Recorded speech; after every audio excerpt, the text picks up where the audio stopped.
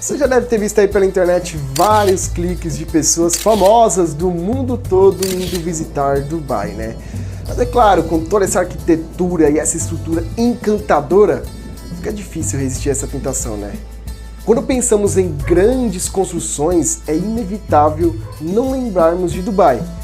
A cidade que conta com investimentos de sheiks árabes contempla as principais maravilhas da engenharia construídas recentemente.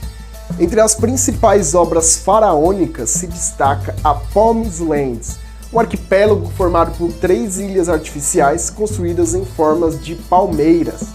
Além da vista impressionante, o arquipélago contempla outros aspectos interessantes para quem ama grandes construções. Se você quer saber como foi construído essa mega construção, assista esse vídeo até o final e veja como as ilhas de Dubai foram construídas.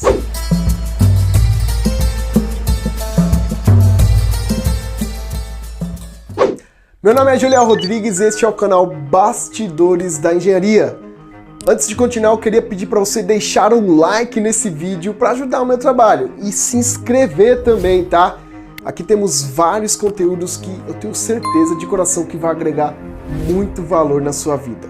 Agora, sem mais delongas, vamos conhecer essa obra-prima do mundo moderno. Este grande projeto audacioso de engenharia se estende por 5 quilômetros na costa de Dubai. A ilha é tão grande que pode até mesmo ser vista pela ISS, a Estação Espacial Internacional. Mas por que construir um projeto desta magnitude? A ideia de tornar Dubai uma cidade turística surgiu um pouco antes da possível crise do petróleo. Tudo isso começou em 1994 com a construção do hotel Burj Al Arab. Essa construção fez com que as pessoas tivessem interesse em visitar Dubai e com isso a quantidade de turistas por ano variava em torno de 5 milhões de pessoas. Com toda essa galera visitando Dubai, o príncipe teve uma ideia. Vamos construir uma ilha artificial luxuosa em formato de palmeira e fazer com que o mundo todo queira vir para cá. Assim vamos ganhar muito dinheiro com o turismo e se tornarmos milionários. Só que construir uma ilha de 5 km de largura por 5,5 km de comprimento não é uma tarefa muito fácil, principalmente uma ilha com o formato de uma palmeira. A forma mais fácil de construir esse tipo de estrutura seria utilizando materiais artificiais de construção civil, como é o caso do concreto e do aço. Mas o príncipe de Dubai ele gosta de projetos mais desafiadores. Ele decidiu que a estrutura seria construída de materiais naturais, como é o caso da areia e das rochas. Só que para construir toda essa estrutura foi necessário 94 milhões de metros cúbicos de areia. Só para você ter uma ideia, essa quantidade de material é tão grande que seria o suficiente para fazer um muro de 2,5 metros de altura ao redor de todo o planeta Terra. Parecia impossível fazer essa estrutura. Para fazer esse projeto acontecer, Dubai precisou ir atrás dos melhores engenheiros do mundo. Uma pesquisa mundial destacou que os especialistas seriam os holandeses, já que eles têm expertise em aproveitamento de terras. Metade das terras da Holanda fica a menos de 1 metro acima do nível do mar e outra parte fica literalmente abaixo do nível do mar. A força da água invadia as terras e destruía tudo que via pela frente. Mas qual a solução para resolver este problema? Os holandeses aprenderam a subir suas terras e criaram um dique de 32 km de comprimento por 90 de largura e 7,5 metros acima do nível do mar. Isso impede que a água do Mar do Norte invada as terras. Mas no caso de Dubai, os holandeses precisaram provar que seria possível construir a ilha no Golfo Pérsico e que as terras se manteriam firmes. Para esse projeto funcionar, eles precisaram criar um quebra-mar para conter as ondas. Mas o que eles não sabiam era qual tamanho que esse quebra-mar deveria ser. Para descobrir essa medida, eles precisaram fazer alguns cálculos. Os cálculos levaram em consideração a força e a altura das ondas, além do aquecimento global. Isso porque, conforme as geleiras derretem, o nível do mar sobe. O O maior medo eram as ondas gigantescas que poderiam aparecer, mas eles tiveram sorte. O Golfo Pérsico tinha apenas 30 metros de profundidade e 160 quilômetros de largura. Isso é muito curto para as ondas se formarem.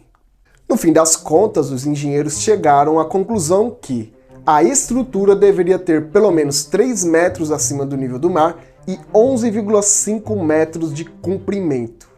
Tudo parecia estar dando certo até que em 11 de setembro de 2001, o World Trade Center em Nova York foi atacado por terroristas. Parecia o fim para a construção da ilha. Os planos do príncipe iriam de água abaixo. Mais de 1.200 engenheiros contratados perderiam seus empregos. Mas o que Dubai tem a ver com este ataque? Os planos do príncipe era de tornar Dubai uma cidade turística, mas com este ataque terrorista, os turistas pensariam 2 vezes antes de irem para o Oriente Médio. Mas mesmo assim, com todas essas turbulências, as obras não pararam. Para construir essa mega estrutura foi utilizado 9 barcaças, 15 rebocadores, 4 dragas, 30 máquinas pesadas terrestres e 10 guindastes flutuantes. O primeiro passo para a construção do quebra-mar foi revestir o fundo da área com uma camada fina de areia. A areia não seria um problema para Dubai, já que o deserto é abundante neste material. Errado!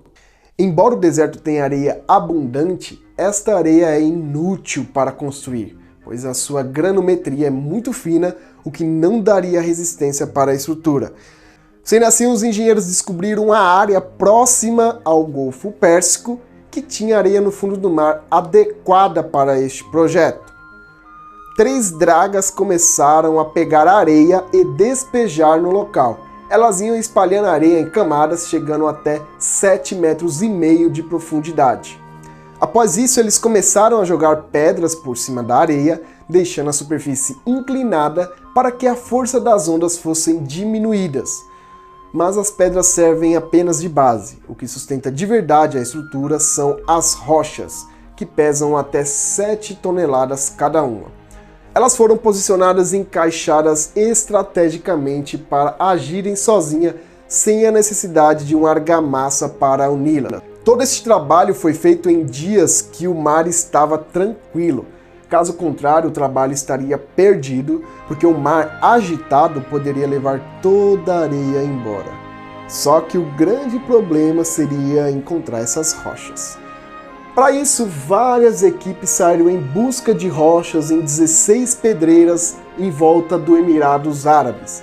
Foi utilizado cerca de 5,5 milhões de metros cúbicos, o suficiente para construir 2 pirâmides do Egito. As rochas eram retiradas das montanhas dia e noite e carregados em dezenas de caminhões que levavam as rochas até a costa e empilhavam em navios e barcaças em direção ao canteiro de obras. As rochas levavam menos de 24 horas para viajar da pedreira até o quebra-mar. A pedreira fornecia até 40.000 toneladas de rocha por dia. As pedras eram posicionadas gradativamente por peso e tamanho, através de guindastes. Elas precisavam se encaixar perfeitamente para resistir às forças das ondas. Mas como garantir que a estrutura estava se encaixando? Eram enviados mergulhadores para localizar e verificar cada metro do quebra-mar. Eles verificavam se tudo estava bem encaixado. Isso era muito importante para garantir que não havia nenhuma pedra trincada ou fora do lugar. Qualquer falha poderia desintegrar todo o quebra-mar. A ideia dos engenheiros era de construir primeiro o quebra-mar e depois a palmeira. Mas o príncipe de Dubai estava ansioso para ver a sua obra de arte pronta. Para isso, as 2 estruturas foram feitas simultaneamente, pois se o quebra-mar fosse feito muito rápido, ele iria atrapalhar a passagem das dragas, e se fosse muito lento, poderia correr o risco de o mar desmanchar toda a estrutura da palmeira. Mas o projeto era grande demais para ser feito apenas com o olho humano. Os engenheiros precisaram encontrar uma solução para conseguirem carregar as rochas e lançar a areia no local exato para formar o desenho da ilha. Por sorte, Dubai tinha à disposição um sistema de satélite desses que a Rússia e os Estados Unidos possuem. O GPS do satélite mandava sinal para 5 receptores que eram carregados por homens em toda a extensão da ilha, com o local exato onde deveria ser despejado o material. Toda essa estrutura foi feita para suportar uma população de 120 mil pessoas. Só que o quebra-mar não poderia envolver toda a palmeira, porque senão a água do mar não conseguiria se renovar. Sendo assim, foi deixado 2 canais na circunferência do quebra-mar, assim a água se renova a cada 14 dias e o quebra-mar é integrado com um viaduto de 4 pistas. Mas para construir em cima da areia não dá muito certo, porque a areia foi pulverizada na posição e solta. Para isso é preciso compactar. A solução foi comprimir toda a areia. Ela até poderia se compactar naturalmente, só que isso levaria muitos anos. A única forma de compactar 12 metros de profundidade de areia foi com um processo chamado de vibrocompactação. Foi preciso 15 máquinas trabalhando em torno do terreno, fazendo escavações com a broca e colocando uma sonda terrestre. A sonda entrava profundamente e vibrava sacudindo o chão. Conforme a areia afundava, era inserido mais areia nos buracos para compensar os vazios. Foram feitos mais de 200 mil buracos em 8 meses de trabalho, até que o solo ficou estável. Em março de 2004, depois de 2 anos e meio, a ilha estava pronta para se tornar um canteiro de obras, sendo assim 2.000 trabalhadores chegaram nos canteiros. Agora chegou a hora de trocar o material a ser utilizado na ilha, de areia e rocha para concreto, aço e vidro. A parte mais complicada das obras foi as instalações de infraestrutura, canos de gás, eletricidade, documentos, fornecedores, água e esgoto, e tudo isso deveria ser feito em 2 anos.